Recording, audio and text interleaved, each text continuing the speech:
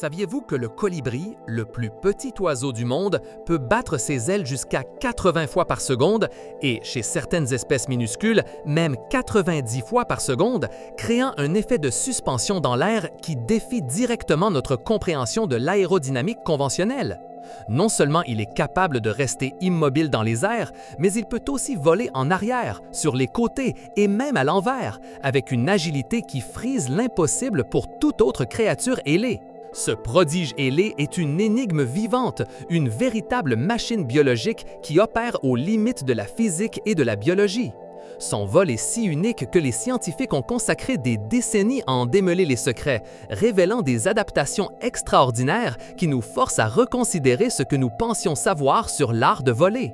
Pour commencer à comprendre comment le colibri réalise cet exploit, nous devons nous pencher sur l'anatomie et la physiologie qui le distinguent de tout autre oiseau.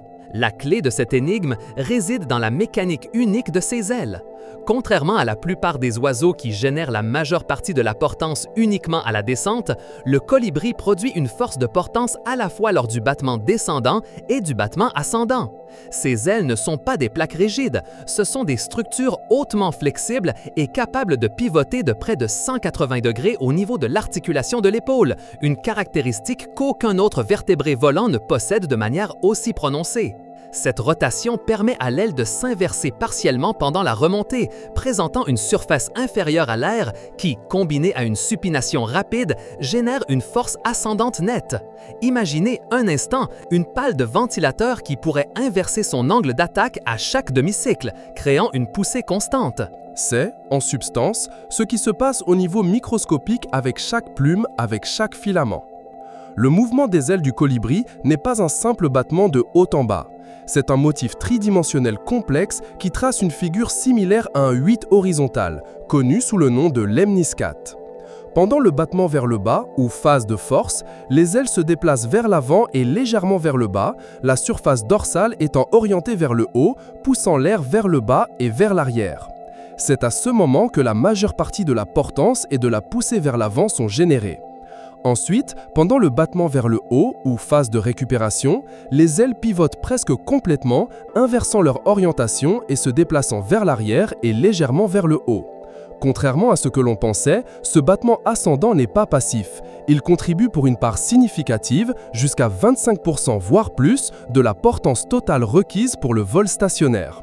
Cette biomécanique l'apparente davantage aux insectes, comme les abeilles ou les mouches, qu'aux autres oiseaux. C'est une convergence évolutive étonnante qui résout le problème de la sustentation stationnaire d'une manière singulière. Le muscle grand pectoral, qui chez l'être humain se trouve dans la poitrine, représente environ 25% du poids corporel d'un colibri, une proportion extraordinairement élevée. Ce muscle est le moteur principal pour le battement descendant de l'aile. De manière complémentaire, le muscle supracoracoïdien, qui chez d'autres oiseaux est plus petit et principalement utilisé pour élever l'aile, est également démesurément grand chez le colibri.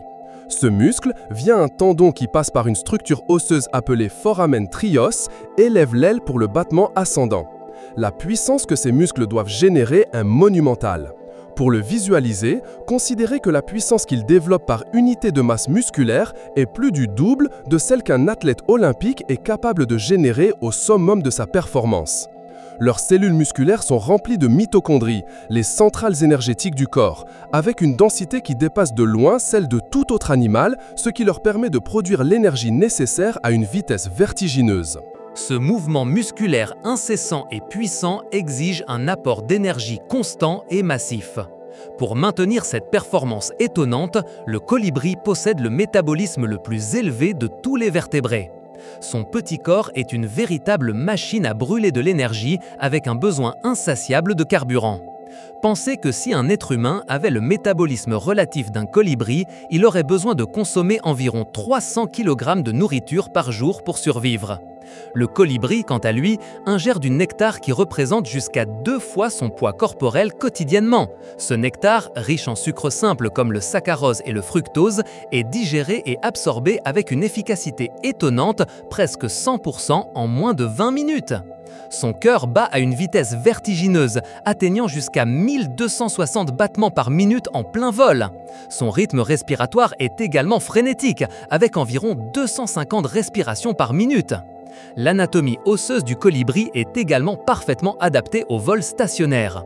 Contrairement aux oiseaux plus grands qui ont un squelette plus rigide dans le tronc pour supporter le vol plané, le colibri présente une fusion des vertèbres thoraciques et lombaires qui crée une structure incroyablement robuste mais légère, le sein sacrum. Cette rigidité centrale fournit une plateforme stable pour le mouvement des ailes, minimisant toute oscillation indésirable du corps pendant le vol stationnaire. De plus, l'humérus, l'os du bras dans l'aile, est remarquablement court par rapport à d'autres oiseaux, ce qui réduit l'inertie et permet un mouvement de battement extrêmement rapide. Cette combinaison de rigidité du tronc et d'une grande mobilité de l'articulation de l'épaule des ailes est fondamentale pour la maniabilité sans précédent de ces oiseaux. L'aérodynamisme du vol du colibri est un champ d'étude fascinant qui a nécessité l'utilisation de technologies avancées telles que des caméras à haute vitesse capables d'enregistrer des dizaines de milliers d'images par seconde et des souffleries équipées de techniques de visualisation de l'écoulement d'air basées sur la méthode de vélocimétrie par image de particules. Grâce à ces outils, il a été découvert que les colibris génèrent de petits tourbillons d'air au-dessus du bord d'attaque de leurs ailes à chaque battement. Ces tourbillons, connus sous le nom de vortex de bord d'attaque ou par leur acronyme anglais LEV, créent une zone de basse pression au-dessus de l'aile, ce qui contribue significativement à la portance. Ce phénomène aérodynamique, observé pour la première fois chez les insectes, est crucial pour le vol à haute fréquence et à faible allongement qui caractérise les colibris. C'est comme si l'air adhérait à la surface supérieure de l'aile, créant une sorte de crochet qui tire l'aile vers le haut, permettant même aux ailes petites et rapides de générer une portance suffisante. Outre les vortex de bord d'attaque, l'écoulement de l'air autour des ailes du colibri est exceptionnellement complexe. La forme de l'aile change dynamiquement à chaque battement, se contorsionnant et tournant pour optimiser la génération de force. Lors du battement descendant, l'aile s'arque légèrement, présentant une surface convexe qui maximise la portance. Lors du battement ascendant, bien que la rotation soit cruciale, la forme de l'aile s'adapte également pour minimiser la résistance tout en générant une partie de la portance. Ce contrôle fin et dynamique de la forme et de l'orientation de l'aile est ce qui confère au colibri sa légendaire maniabilité, lui permettant de pivoter dans les airs en fractions de seconde, d'esquiver les obstacles avec une précision millimétrique et de changer de direction instantanément. L'incroyable demande énergétique des colibris a des implications profondes pour leur écologie et leur comportement.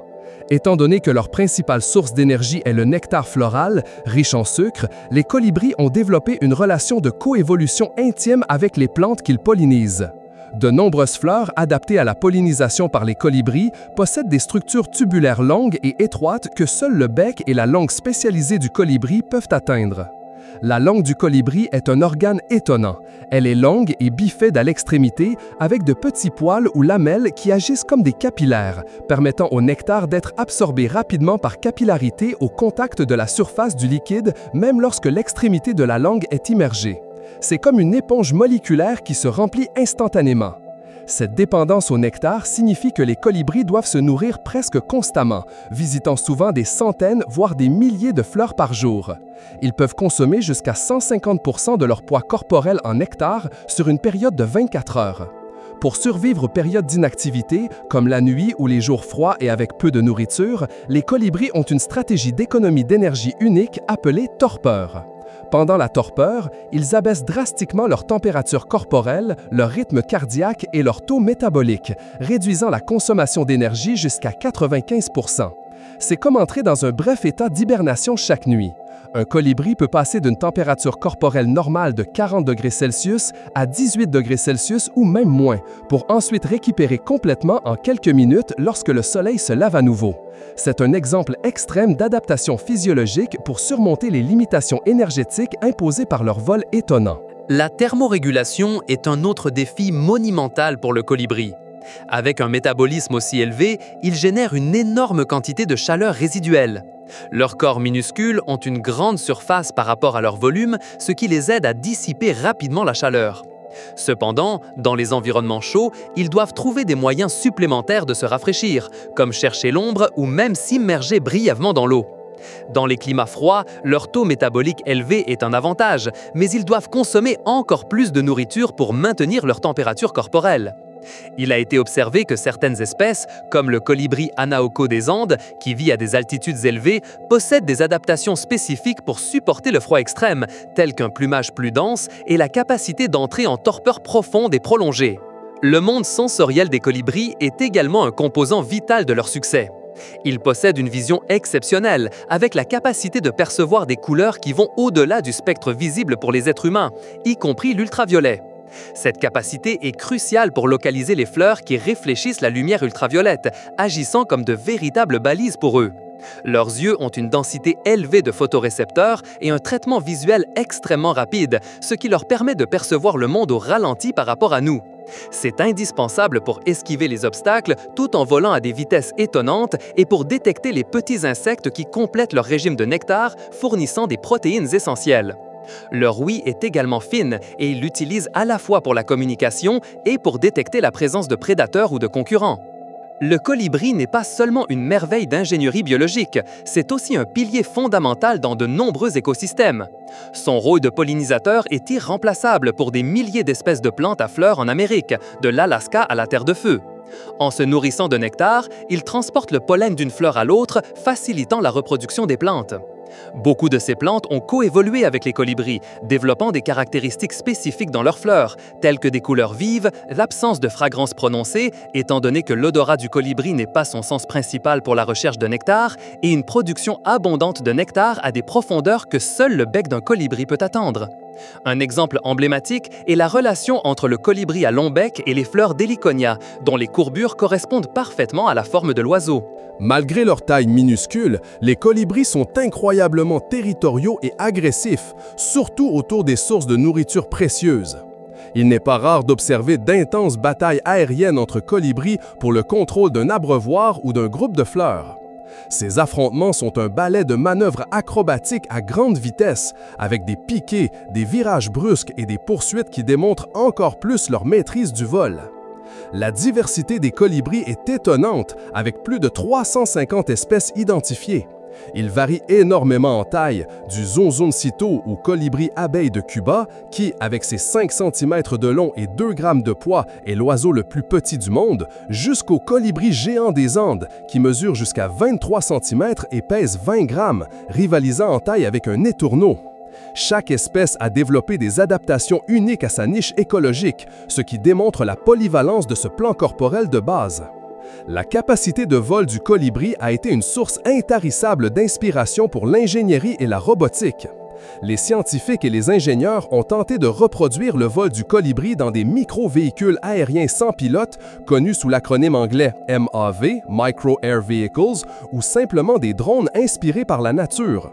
L'objectif est de développer des machines volantes possédant la même agilité, efficacité et capacité de vol stationnaire que le colibri pour des applications telles que la surveillance, la recherche et le sauvetage dans des environnements complexes, l'inspection d'infrastructures ou la surveillance environnementale. Cependant, reproduire la complexité du système d'ailes, de muscles et de contrôle neural du colibri à une échelle artificielle est un défi monumental.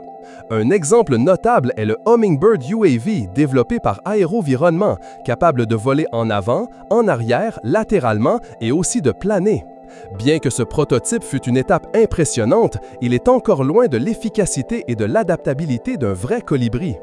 Les défis techniques résident dans le développement d'actionneurs suffisamment puissants et légers, la création de matériaux pour les ailes capables de supporter des millions de cycles de flexion sans fatigue et des algorithmes de contrôle qui imitent la sophistication du cerveau du colibri pour le maintien de l'équilibre et la maniabilité.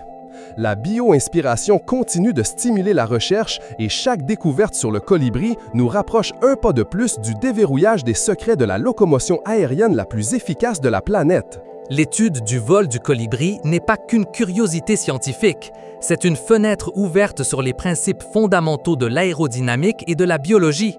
Elle nous montre que la nature a trouvé des solutions élégantes et ingénieuses à des problèmes d'ingénierie que l'humanité commence à peine à déchiffrer. Comprendre comment ces minuscules oiseaux défient la gravité avec tant de grâce et d'efficacité pourrait, à l'avenir, non seulement révolutionner la conception des véhicules aériens, mais aussi inspirer de nouvelles façons de penser l'efficacité énergétique et la robotique adaptative. Chaque battement de leurs ailes est un témoignage de l'incroyable évolution et des merveilles qui nous attendent encore à découvrir dans le monde naturel. Si cette incroyable immersion dans le vol du colibri a éveillé votre curiosité et vous a émerveillé par les merveilles de la nature, assurez-vous de rejoindre notre communauté d'explorateurs. Abonnez-vous à la chaîne pour ne manquer aucune de nos prochaines vidéos, aimez ce contenu si vous l'avez trouvé fascinant, laissez-nous un commentaire avec vos réflexions et questions et partagez cette vidéo avec ceux que vous pensez qu'elle émerveillerait également.